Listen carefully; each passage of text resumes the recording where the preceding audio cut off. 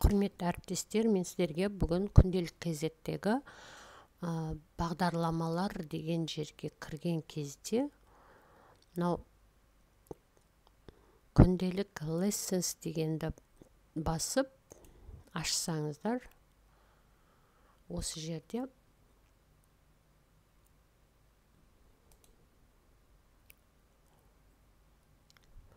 пәндер шығады. Мысалы, қазақ тілін алайық, қазақ тілінің 4-ші сыныбын таңдап алайық. Осы жерде табиғат құбылыстары деген бөлімді бассаңыздар, табиғат құбылыстарына құрастырылған БЖБ тұр. Онда мұғалімдер құрастырып салған екен ғой.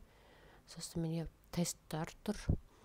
Егер оқушыларды өз бетімен дайындаймын десеңіздер, анау срез бар, мода деген нәрсе бар. Сосын БЖБ, ТЖБ-ға дайындалып бағалағыларыңыз келсе, қалыптастырушы бағалау жүргізгіңіз келсе, осы мүмкіндікті пайдалануға болады екен. Мысалы үшін, мынау ілік септігіне берілген тапсырманы жасап көрейік. Бастау дегенді басып кірдік. Осы жерде ілік септігіне бейне сабақ тұр.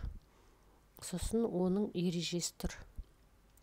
Ілік септігіндегі зат есімдер кімнің ненің, кімдердің нелердің деген сұрақтарға жауап береді. Ілік септігі атау септіктегі сөзге ның-ның, дің-дің, тің-тің жалғаулары жалғану арқылы жасалады. Бұл жалғауларды ілік септік жалғаулары деп атайды деп танысып алған соң тапсырма орындауға кіріседі. Енді қай септіктегі зат есімдер кімнің ненің, кімдердің нелердің деген сұрақтарға жауап береді. Ол әрине ілік септігі, Әрі қарай ілік септігі атау септіктегі сөзге ның-ның, дің-дің, тың-тың жалғаулары арқылы жасалады ма? Иә.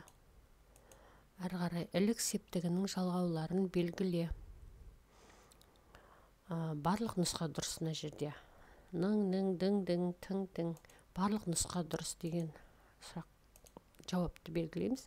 Ілік септігі жалғанған сөзді тап. Ненің, қарғаның. Сосын ілік септігі дұрыс жалғанған сөздерді белгіле деп тұр. Жаңбырдың, селдің, тасқынның.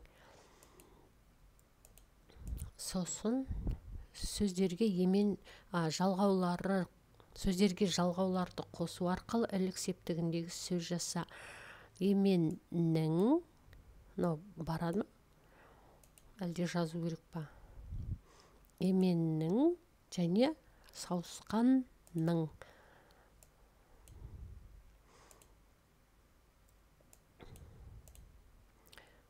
Мынаны басу керек екен. Сауысқанның тағы бар ма?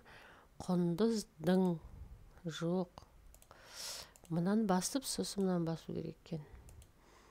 Осын шебердің. Енді жауаптарымызды көрейік. Тағы да сондай тапсырма. Шебердің, аттың, сосын сүттің. Жауап берейік. Енді жазу керек. Жұмбақтың шешуін тауып жаз дейді. Аспанның жүзі жарқ етті, ақ найза жерге сарт етті. Найзағай. Ақ найза жерге сарт етті. Жұмбақтан ілік септігінде тұрған сөзді тап дейді. Аспанның.